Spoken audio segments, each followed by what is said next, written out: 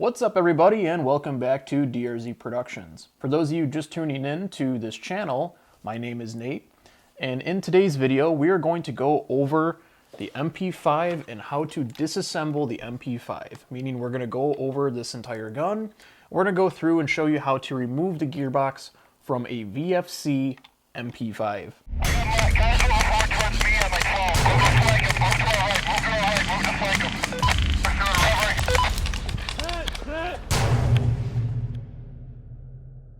For those of you that don't know, I've been playing Airsoft for about 12 years now, and it was about 2.5 years ago that I got my girlfriend involved in Airsoft. I don't typically run Mp5s, but I know she kind of fell in love with the hobby, and she was looking for something small and compact that would be a little bit lighter for her to carry when playing Airsoft. I made the recommendation of grabbing an Mp5 to be a good Airsoft gun for her. Brooke went out and she bought this VFC Mp5 off of a friend of ours. And in today's video, we're gonna go ahead and we're gonna use Brooke's gun as an example of how to take apart a VFC Mp5 because hers is starting to get a little beat up. On the other side, it's starting to get a little scratched up and dinged on the one side. I know her iron sight's starting to get a little loose. And I figured, it'd be a good excuse to go ahead and take this baby apart. And, me personally, I'm going to go through and kind of rebuild everything on her gun. But I figured for you guys, this would give me an opportunity to show you how we get the gearbox out of this gun. So we'll go ahead and we'll get started on that. Okay, so we're going to start taking this Mp5 apart. What's nice about Mp5s is they actually come apart very easily. Compared to other platforms, they're actually pretty simplistic. However, they do have some secrets to them that might make them a little difficult to take apart. But what we're going to start with, to keep this simple, is the front receiver of the gun. Mine has a bolt in it because the pin is missing. I had to replace it with just a screw. But yours will have a pin similar to the other 3 pins located on this gun. You're just going to go ahead and push that pin out. Once you push that pin out, you can remove it. And then you can slide your handguard right off of your Mp5. Now, your wires might look a little bit different. Yours might be wired to Tamiya. Mine is wired to Dean's because we have a Gate Titan in this. However, that won't change the way that we take this apart. I'm going to fully demonstrate how you would take this apart if you had stock Tamiya, so that you don't have to disconnect any cords or clip any cords and resolder. All right, from this point, we're gonna move to the back of the gun. There's a pin located in the back here. This is what holds the entire rear buttstock of the gun on. So you just flip this over. You can pop that pin out, and it's nice that everything comes apart in pins, similar to like a Vector or an ACR or SCAR. Go ahead and slide this right off. You can take your buttstock and put that to the side. We're not going to be needing that for this portion. On the front of the gun, right around here, right around where the barrel meets the receiver, there is 4 hex screws that kind of go all around this lower section here. Mine has 3 because I'm missing a screw, but there should be 4. And you're just going to go ahead and grab an Allen key and remove those screws. That's what holds the barrel in place to the receiver of this gun. It's going to be necessary to remove that so that we can then pull these wires through when we go to separate the lower receiver of the gun.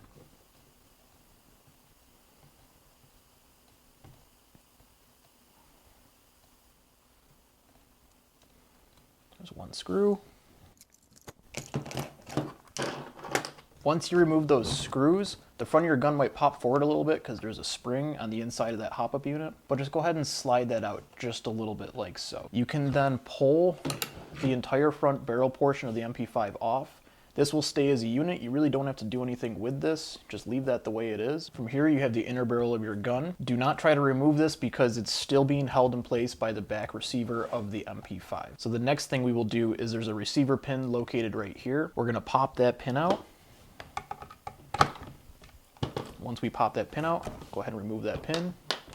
You're going to take the lower receiver of your gun and you're going to slide it back from your upper receiver like so. Continue to slide it back.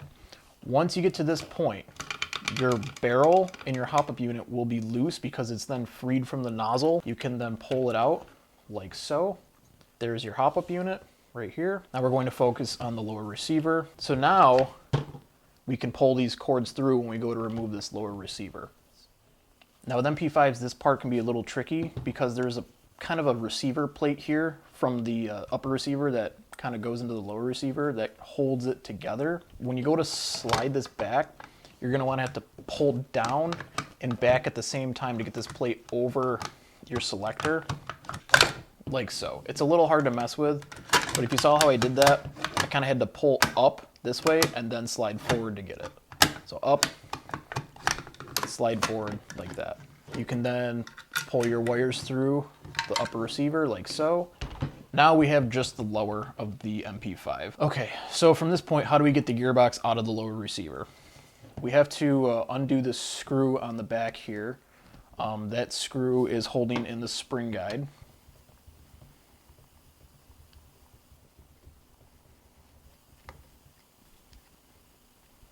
Okay, so now that that's out, we are then going to turn it over to the bottom here of the motor plate. We're going to remove this motor plate. Mine is Phillips head. Some motor plates are hex screws. I replaced mine with Phillips head so they're easier to remove. So there should be 2 of them. Take that out. You can remove it. I like to leave the screws in that plate so I don't lose them. From here is where your tweezers might come in handy. There is a positive wire and a negative wire go into your motor. There's a male-female connector on those on the ends of these wires. Take your tweezers here, grab that connector and pull them up like so. So now your motor is disconnected. You can kind of pull these wires out a little bit. It's at this point we're having a small flathead is kind of helpful. You can get underneath that motor and kind of push it out like so.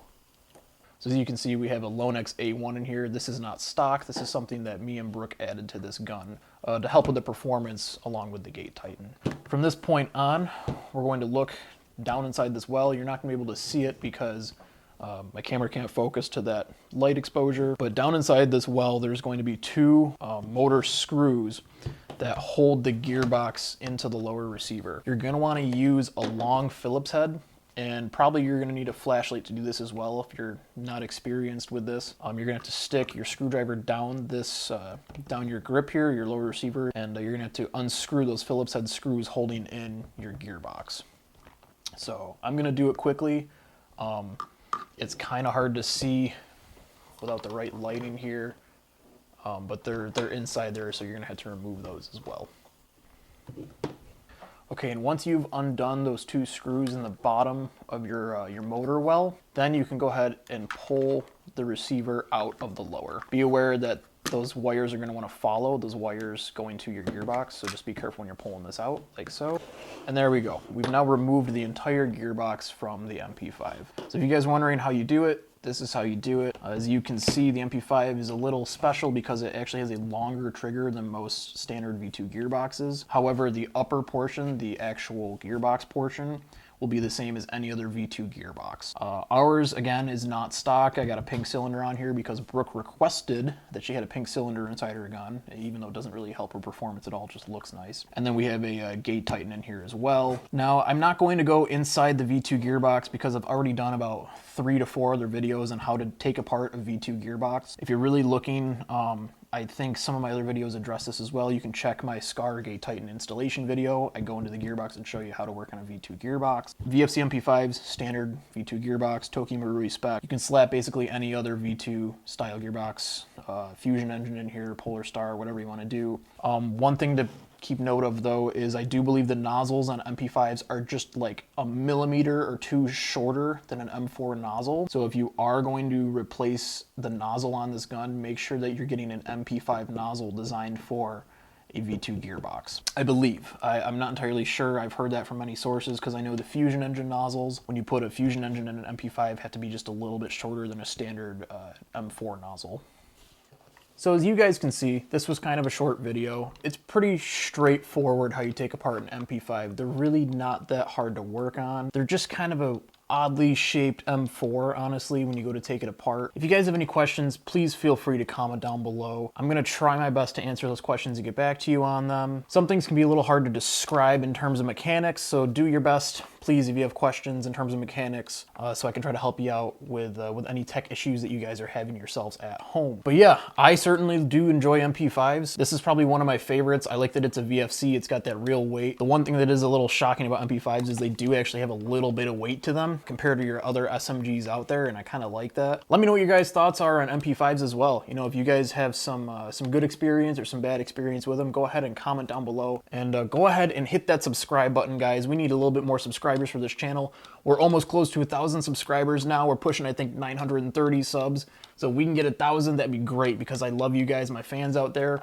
You've really helped to build this channel. All your great comments, all your questions, it's why I keep doing these videos. So please go ahead and subscribe down below. Continue to give me that support, and I will continue to make videos for you guys. So seriously, thank you for all the comments and all the positivity from everyone out there. I'd like to give a shout out to the Gun Gamers. The Gun Gamers are doing their own Milsim event called Attrition, and it's going to be at Zulu 24, February 4th of next year. So stay tuned for that one, because if you guys really like Milsim, and if you're trying to get into Milsim or an entry into Milsim, the Gun Gamers are the way to go. Their events are only 12 hours long. But be aware, this will be a cold one, so make sure you really bundle up for this Milsim event. But definitely check them out if you guys want to get into some more airsoft, especially throughout the winter season as it starts to slow down. One last thing, guys. Feel free to check out our Instagram. We do have an Instagram page as well. It's just DRZ Airsoft on Instagram. We're pretty active on that. I tend to post as regularly as I can whenever we're doing stuff airsoft related. So go ahead and check that out. All right, guys, I hope you have a good rest of your day. Thank you for tuning into this video, and stay tuned for more videos in the future. I'm DRZ Nate. Peace out, everybody.